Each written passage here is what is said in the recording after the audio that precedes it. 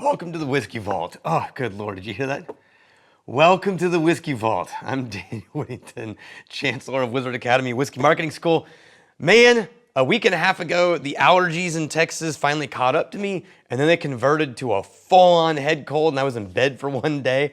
And I am just now coming out the other side.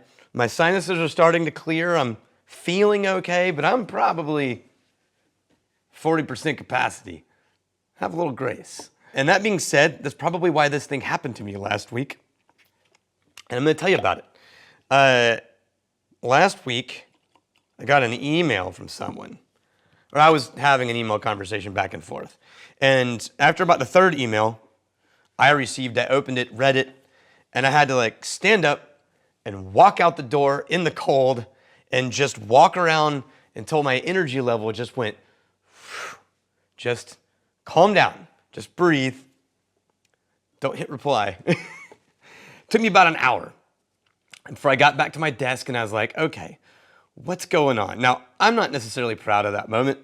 I wish I was a more calm person about certain things, but it's necessary to tell you that part because the rest of this won't make any sense otherwise. As I walked around, I remember this phrase my dad always says, which is, never attribute to malice what could be explained by stupidity. Which is a phrase referring to Hanlon's razor, which is Robert J. Hanlon, who is a guy, it came as a form of a submission to a book on Murphy's Law, which was just like variations on Murphy's Law. And it's not entirely original. Many people have said versions of that same sentence, but his version had good flow. And as a musician, I appreciate that. It was also restated by Douglas Hubbard. Never attribute, and I'm going to read his, never attribute to malice or stupidity that which can be explained by moderately rational individuals following incentives and a complex system of incentives or interactions. And now you know why that guy is a business consultant and not a writer. It is a much wordier version of the same thing, but if you want to use that sentence in a business meeting instead of calling someone stupid, then there you go, there's your quote. When I got back to my desk, instead of responding, I stopped and I replied and I asked a question. And by responding, I mean responding with I just asked a question. Because by into my walk, I was like, this doesn't make any sense. We're missing something here. And when they replied, I realized we had both been talking about two completely different things. And it took me, I can't believe we made it 3 emails in before one of us realized what was happening. And after they said that, and I replied and said, oh, well, they were like, oh my God, I'm so sorry. And I was like, yeah, no, me too. I don't know what happened there. I was wondering why your emails were like they were. and they replied, oh yeah, now that I know what you were thinking, it makes sense, and I apologize. And I was like, yeah, it's fine. We're good, because now we know what we're both talking about. So, man, it just proves yet again, even intelligent human beings, actually it's usually intelligent human beings, or people who think they're intelligent, get so freaking myopic on their own version of a storyline and what they think is happening. It's just a human reality, there's no escaping it. I'm going to follow up on what I think about that and what the actions that I take and what I recommend. After this, we're going to drink SirDavis, which is a whiskey, a rye whiskey finished in sherry casks. Now, this is Beyoncé's whiskey. I have thoughts, and I was deciding whether or not I was going to share them. I'm going to taste the whiskey, and then I'll share them, and it might be a divider of opinions in this room, but I don't care. If I was going for views, this would be a very different channel. So first, on the nose, and I'll tell you what this is. Now, she partnered with Bill Lumsden, who is a legit whiskey hero in my world. I mean, PhD in biochemistry, Ardbeg, Glenmorangie, is a legend. So that puts things right on the path to good things as far as I'm concerned. Now, on the nose, this is MGP rye, then moved into sherry barrels and aged in Houston. Don't know where. I do know that it says it's being handled by the Davis Hogue Distilling Company, but they only just opened, and they haven't built anything yet. And there's news talk about them building a whiskey location in Houston in 2025. So in the meantime, these barrels are aging somewhere in Texas. The only thing I can think of is maybe Giant Distillery, but no, I don't know. But what's cool about this is I got my hands on one of these barrels from MGP when I was at Crowded Barrel, and it is their 51% rye, 49% barley mash bill. No corn. That's very rare. This is half barley, half rye for all practical purposes. Just enough rye to be legally rye. And when we got that barrel from MGP, I thought, now this is a really interesting rye whiskey to me. This is a malt drinker's rye whiskey. Now, on the nose of this, it's coming across as dramatically rye, which is not what I experienced in the barrels that we had, which I find interesting. And dramatically MGP. It's got that wintergreen.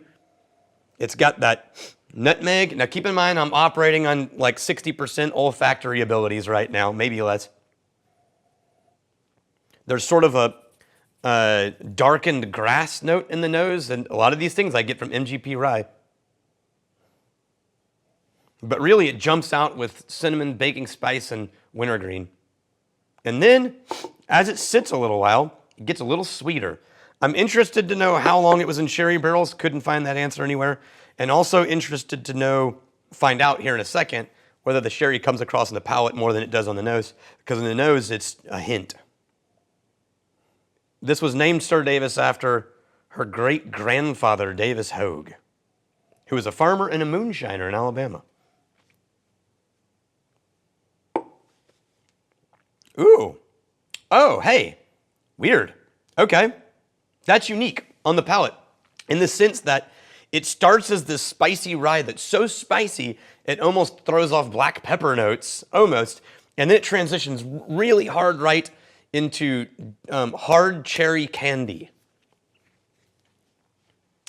Or hard strawberry candy almost. Like, you know those little candies that have like the white cellophane and they're strawberry decorated? White and red and green cellophane? Kind of that direction. Nose stays spicy, lowers in sweetness after the sip. It gets a little drier on the palate. Cool. It's a little tannic. I don't mind that. That could be a little bit of the Texas impact, depending on how long the barrels were in Texas and sherry cask. This is 44% alcohol. The sherry is definitely hinted at and not dominating, but it's, because rye to me is already kind of sweet. I'm going to add a little water to this, maybe bring it down to 40, just to see what happens. Okay. Here's what I think, as if anyone cares. Let's add another opinion to the storyline, because that's what we need in the world. There's a lot of uproar in the whiskey industry about this one. That's why it took me this long to review it. A huge chunk of my crowd was like, yeah, Beyoncé whiskey, boom. And another chunk of my crowd was like, bullshit, another capitalization of fame trying to carve out the whiskey market. You don't know whiskey, who are you, how dare you? And then another group was like, well, I'm going to be fair and just say, you know, it's not as great as it is priced, and I'm going to try to be, I'm not going to give you any of those things. Here's what I'm going to tell you. I don't understand. I mean, I do, but I don't like it. This human need to be gatekeepers of things that we love. It happens in music, right? Like when somebody does a country album that's not historically a country artist, or when someone does a rock album that's historically a rap band, or something else, right? And there's always a group of people who are like, we were here first, this is our place, you don't even know, how dare you? It's only working because you're famous. And that. Who cares, man? If someone wants to use their time and their money to get into the whiskey industry, then by all means, you guys realize that whiskey industry is struggling a little bit right now. It's not crisis, but it's struggling. You don't think that we could all benefit from people who might not normally drink whiskey deciding to start buying whiskey because Beyoncé was involved, or Metallica, or Slipknot, or Ryan Bingham, or any number of people, right? Heck yeah, the more the merrier. The more people that we get drinking whiskey, the better off the whiskey industry is going to be, the more money is going to be sent into the whiskey industry, and the more it provides opportunities for other people to do things that they wouldn't have the funding and finance and the opportunity to do. So, heck yeah, Beyoncé, make more whiskey, build a distillery, do appearances, do more releases. I'm all in. All I care about is, do I like it? And if I don't like it, I don't actually really care about that either. It's more people in whiskey. Heck yes. Now, you got to judge people on what they're trying to accomplish. And sometimes I would get, and this plays into this whole conversation, that's why I'm doing this. There are times in my life when and I started this in high school, when someone would say something, I get offended, and then I'd think to myself later, how would they have said it to not offend me? And when I said it like that, sometimes I was like, all they had to do was say this, and this, it wouldn't have been so offensive. And then other times, I would realize there was no good way to say that. No matter what, I was going to be offended by the thing they had to say.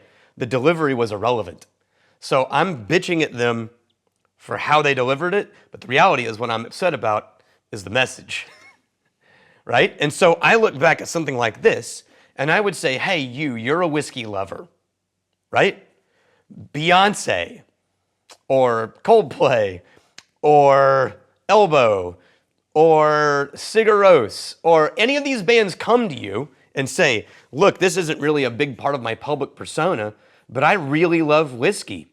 I don't talk about it a lot because I'm famous, and every time I talk about something, everyone turns it into this huge thing. But I have the opportunity to create new business and to build my assets and to invest in long-term growth for if my music career ever dies out.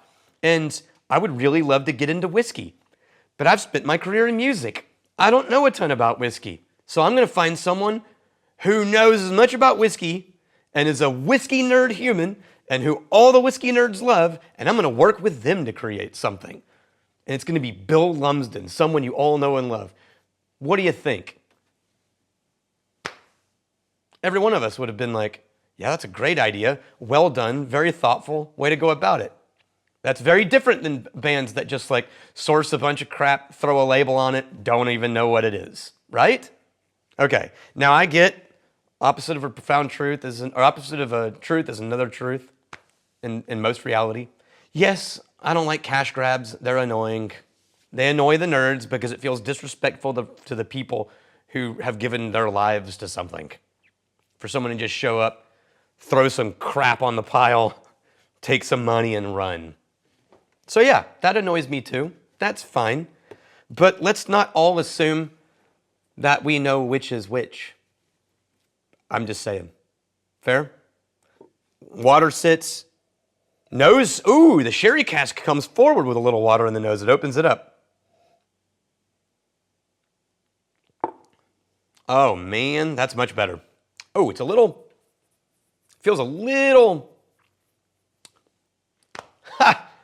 malty. That's what I was going to say. It feels a little barley-esque.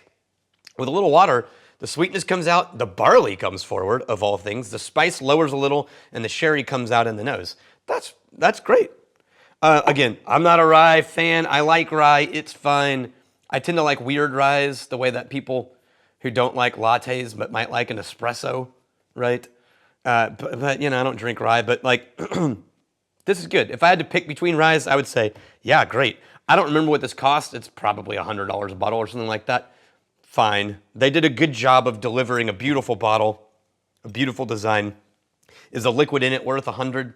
I mean, I don't know. Don't really care. That's not why I bought this bottle. And that's not why most of the people are going to buy this bottle. If that's who you are, then there are probably other bottles that are better for you. Okay, so when someone says or does something that offends you, never assume that was the intent. This is just a rule of life that we all need to follow. Never assume their intent was to offend you. Or in the whiskey industry, never assume their intent was a cash grab. If you have the whole world of possibilities in front of you and you have the ability to assume best and assume worst, then screw it. What do you have to lose? Assume the best. Yeah? Now, maybe not when signing contracts, but you know, with human interaction. Take a breath and ask yourself, is there any explanation in this moment other than this person is a selfish, hurtful, asshole idiot? And if there is a possible explanation, then maybe go with that one. And it's often, if you start asking questions with that in mind, that you find out that's exactly what was happening. No one was out to get you or attack you or ruin your favorite thing. Fair? Be gracious. It's less stressful than walking around with a chip on your shoulder all the time, assuming everyone's trying to screw you and everyone's an idiot. It's also more kind. And I'm really glad you're here. Cheers to you. Be gracious, be kind. Like and subscribe. It's a new children's song I'm working on.